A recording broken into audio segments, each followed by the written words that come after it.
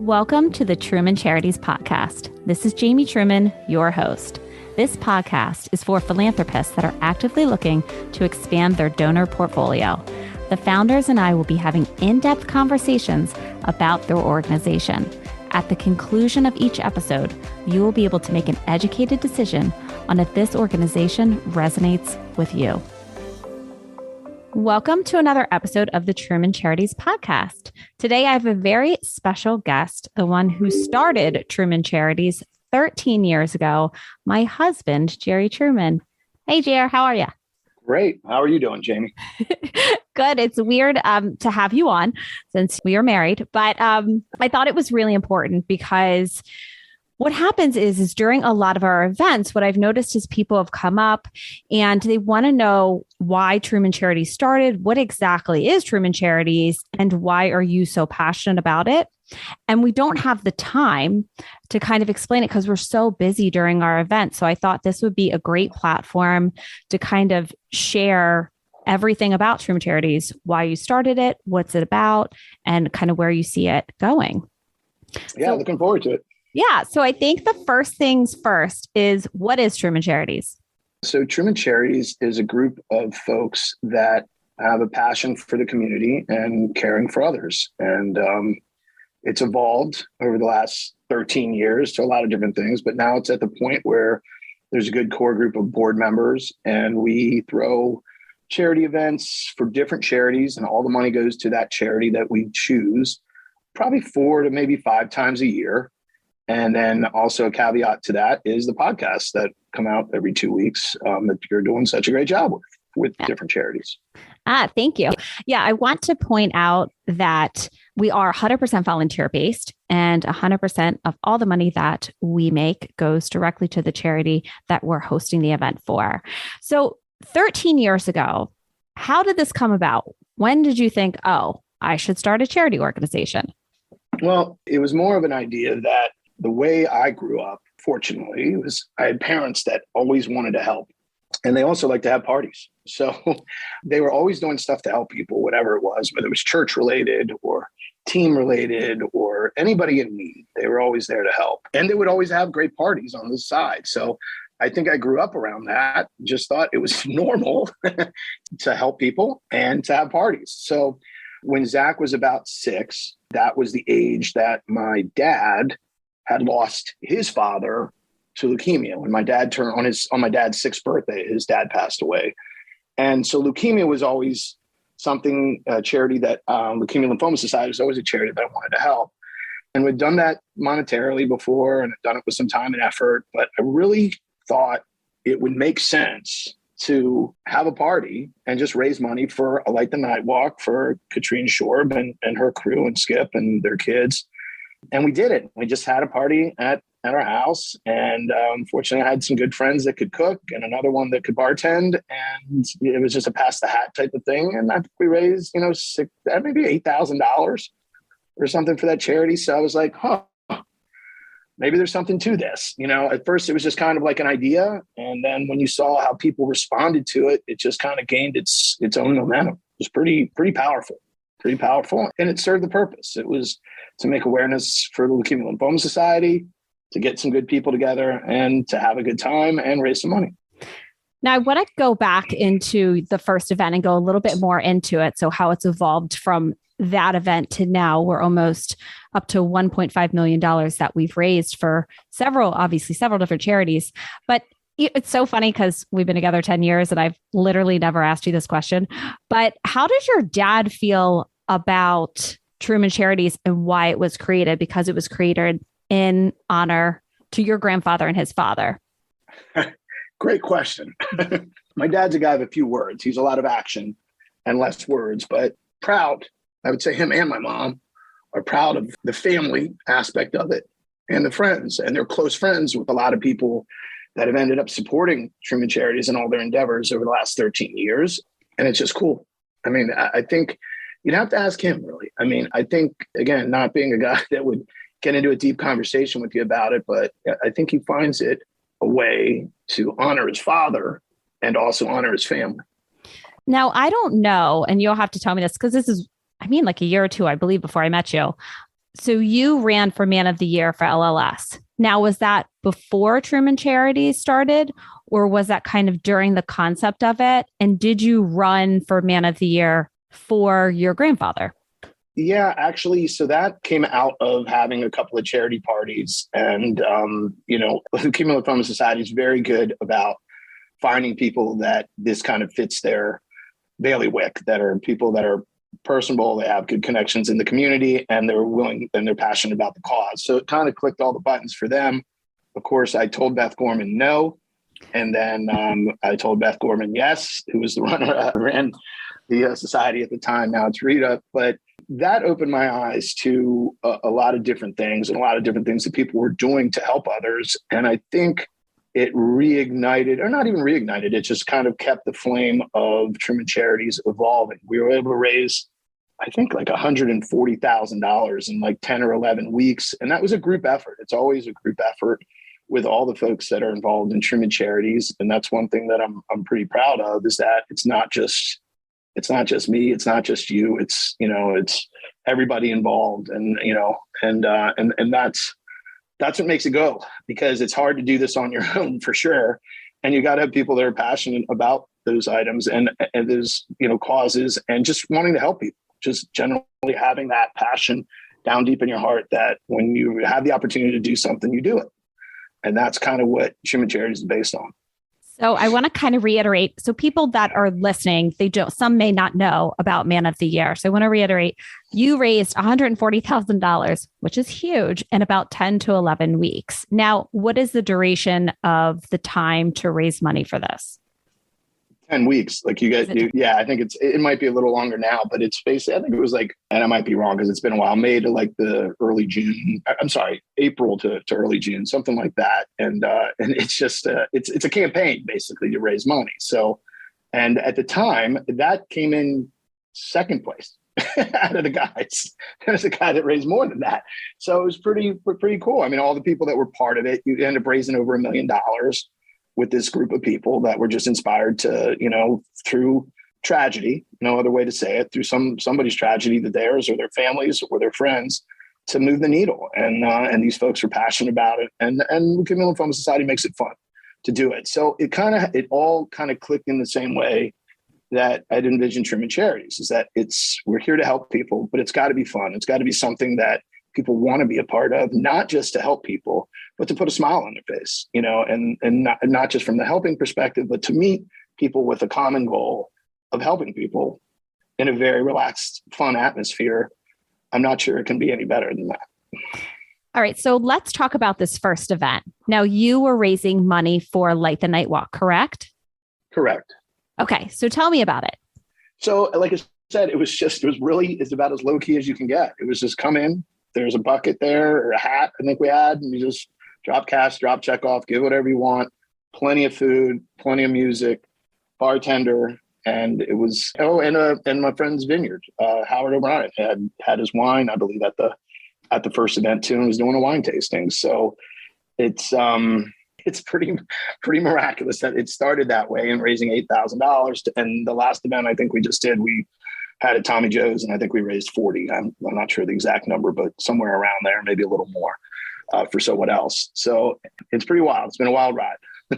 Tell me a little bit, and I know that a lot of people have come to you and asked you this question a ton of times.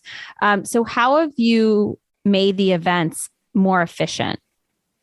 Yeah, I think the one thing about like running any charity or trying to help people is that, sometimes people do it and it's just a one-off, and that's cumbersome as it is. But when you're trying to repeat something and make it, it does have some business aspects of it, because all the folks on our board, whether it's Julie at Sassy, Julie Schumacher, or Don at the Maury home team at Compass and real estate agent, or Rob at First Home Mortgage, or Ashley, or Jamie doing podcasts, or, doing my job. We all have other jobs and other, things that we have to do and put food on the table for families and stuff like that. So this can't be something that takes an inordinate amount of time. It has to be something that people can bring their talents to the table and be connected and communicate clearly and make it scalable and repeatable. So as much as you try to make these things not like a corporation, it does have to run like that from an efficiency standpoint to make it viable in the long run. And I think that's really important for any charity or anybody starting or doing a fundraiser to understand, is that, so we've been doing a lot of them just as one way of transitioning from our home, which now has 3 children in it. So it's a little harder to have 100-person parties at our house like we used to. But Tommy Joe's has been a gracious partner in this and then provided a lot of opportunity and kept costs down for us so we can raise as much money for the charity as possible. And they're very, Alan Poerillis and Terry and all the folks there are very charity minded and charitable minded. And they like to have a good time too. So it all fits well from that perspective. So it's something that's one item, but also having the board. I mean, having people that can take on different roles in this endeavor, whether it's auction items, whether it's dealing with the food and beverage, whatever it is, it's a good crew of people. And, we tweak the events a little bit. We had an acoustic guy singing last time. We have a Halloween party coming up, which has been a great success over the last, I think we missed one year because of the pandemic, but I think we've had 4 or 5 Halloween parties, which are awesome. I mean, it's great stuff. And so it seems that like at all these different things, there's always there's always somebody that wants to help more. But when you have a core group of people that are providing most of the support, it's easy to add on to things and makes the flow event work a lot smoother. Yeah, I know when you've spoke with other people that are, running nonprofits or different charity organizations, the one thing that I hear you telling them all the time is you can't do everything. So you have to be able to delegate some of that time and find out what people's strengths are and then have them do what their strengths are. Like Julie's fantastic. Obviously, she has a marketing agency. So she's great at making some of our website and all kinds of our materials and things like that. So I want to talk about your favorite event. What was your favorite event that you've done and why? I think our Halloween parties are the best. I mean, it really hits at all the aspects. One, Chip, who does all the decorating, has been a friend for a long time and was having Halloween parties. So he graciously stepped in when I asked him. I said, look, we're going to start doing Halloween parties. Would you like to do the decorations? And bam. And he puts on literally a true, a once in a lifetime Halloween party that you would go to and be like, wow. But he does it every year. And the Knights of Columbus, Rock Creek Mansion has been a viable partner in the past. And so is Tommy Joe's, that these guys are willing to, work with us to be able to put these events on. And then you see all the work behind the scenes. And then you see at the event how great it is and how much people love it. I mean, and then everybody likes dressing. I mean, most people that come to Halloween like dressing as a costume. So, we give out great prizes. That's one thing at the core of it that I would say, for anybody doing a charity event, make sure people want to come back. And whether that's because of the costumes or that's because of Scotty's vodka or that's because of the prizes that they had the chance of winning.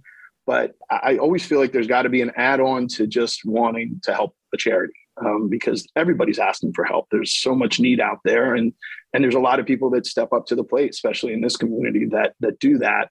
So you want to make it just a little more over the top, I guess you could say, to give them that feeling of enjoyment. Mm-hmm. Now, for anyone that is listening to this and would like to get involved somehow, how can they? Well, I think I'm going to let you answer that, Jamie. What's the best way for them? Is it Yeah, I guess I kind of know. Yeah, why don't you answer that one? Yes. Well, you would email me basically at info@Truman Charities and just let me know how you would like to get involved, but also following us on Instagram, which is @Jamie_Truman Charities or Facebook @Truman Charities, and just sharing our content with other people, letting them know exactly what we're doing, and getting on our email list is huge. I just sent out an email yesterday because our middle child, who is going to be turning 6, is going to be doing a triathlon for just trying it. So we're getting pizza, or what is it? Wood fire pizza? Yeah, Marazzi pizza. Yeah. And then we're going to have slushies for kids and people stopping by and donating. So we have a lot of fun stuff too in between our events, our large events, that people can always get involved in. And then also, my podcast, I do that. Listen to this, and you're going to learn about all kinds of different charities within the DMV area that need help as well. Let me add something to that about what you just said about the podcast. And, the one thing one, when you started doing a podcast, I'm not sure I even knew what a podcast was. So I've You did educated not. myself. You did not. I've educated myself on that, which is always good. But I also want to say this, that I had lunch with a couple yesterday, and they have a child that has what they call an orphan disease. So child has a disease that the cure is probably out there, but there's just not enough people, not enough kids with it that the pharmaceutical companies will get behind it. So they kind of came to me and had lunch and were asking me, like, what are some ideas that we could help with? And I said, honestly, there's 3 people that I know that could help you. And I named the 3 folks that I thought that could help them in that endeavor to kind of get this ball rolling for them and get it focused and make the most use of the time, because obviously they both work. They have kids to raise, time, and just like for everybody else, time and how your time spent is important. But all 3 of the people have done podcasts with you in the last 3 years. Last year. All 3 of them have done a podcast in the last year. So they're going to send me, a kind of a little thing about it, and I'm going to connect them with all 3 people. And this is what I think the essence of Truman Charities is about. It's, we call it a community of caring, but it really is. And when you have those resources or people that can help people that are truly in need, that's something that's important to me. And that's something that's important for our family and our friends. And I think they all recognize that. And I think that from what I see at the parties, they want to be a part of it. And I think that when you can kind of create that culture, that's what life's about. How do you see Truman Charities in the future?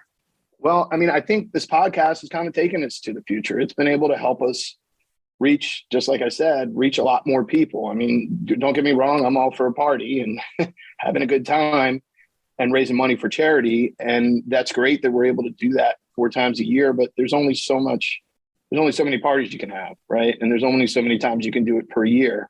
But the podcast is a way to reach out and help people without a party or with a party. It can be an add-on. It's a way of connecting this group of people that care in a much more bigger space with a much more wider group of caring. That's really what it comes down to.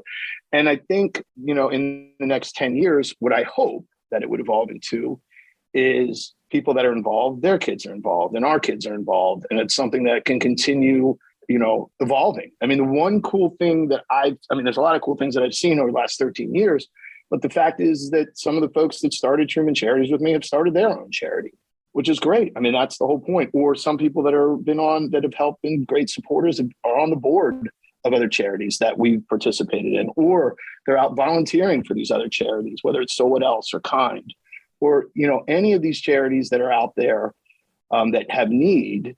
The people that we've been involved with are out there realizing a need and then finding what they're good at or what they enjoy doing and turning it into something good for that charity. And I think that's something that makes me smile. And I guess that would probably make my dad smile too. So he would, back to that earlier question that I'm still thinking about.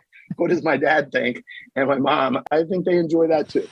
Is there anything that we haven't talked about that you think you'd like to discuss still?